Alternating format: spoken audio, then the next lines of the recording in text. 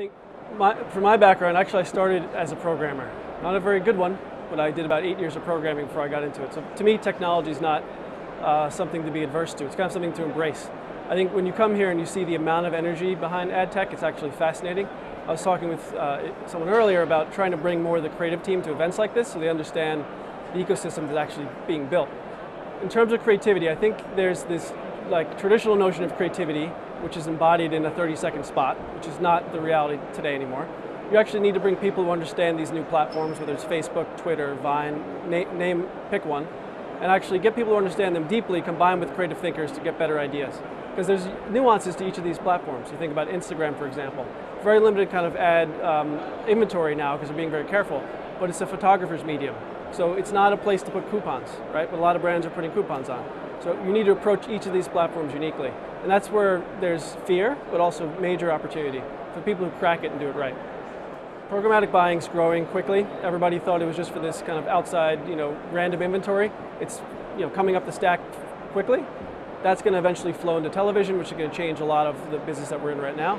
I think on the creative side, you have to look at actually what you're looking to make, what you're looking to create, and how you distribute it. Right? Today, 10 years ago, people would just put things on YouTube and expect them to kind of get some sort of reach. Now there's many more sophisticated ways to get the content out there. I think the trick, though, with the creative side is what are you concepting for? Are you concepting an advertisement? Or are you concepting a piece of content for YouTube? You really got to make a decision. When you go in between and try to blend content with ad, something you might consider native advertising, it can get really muddy very quickly. So do you want to entertain somebody and then have a brand associated with the brand after that? Or you want to get your brand message out more quickly? There's different tools and formats for each of those things. I think, and looking at it again from the agency side, looking at what we have to do with brands, it's really the amount of data we know about people, the amount of nuance we know and that we can glean is pretty phenomenal. So a couple things are going to happen. Either the consumer is going to react against that. You're seeing a little bit of that in Germany with the right to be forgotten.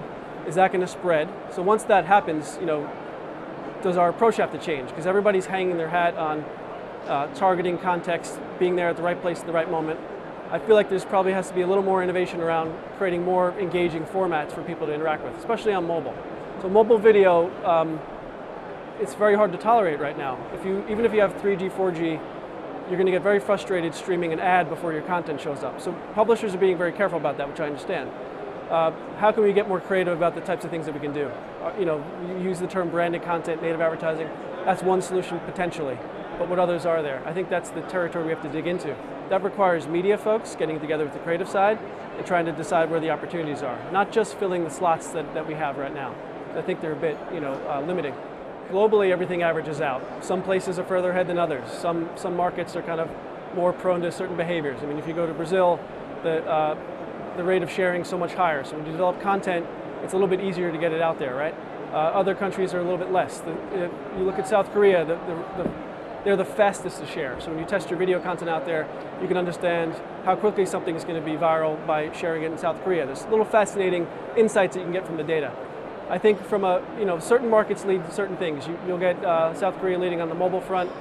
The US often leads a lot of these things because you have the major market, more advanced kind of marketers. I wouldn't say there's exactly one thing that I would call out. I think for us, it's about really combining the media side with the creative side and actually doing that effectively. And it requires getting people under one roof, one P&L, mixing teams, and we're doing that across social as a practice and also across mobile. So those are two key areas that we know people have been talking about for years, but are still insanely important, and we're going to be able to crack it through those two partnerships.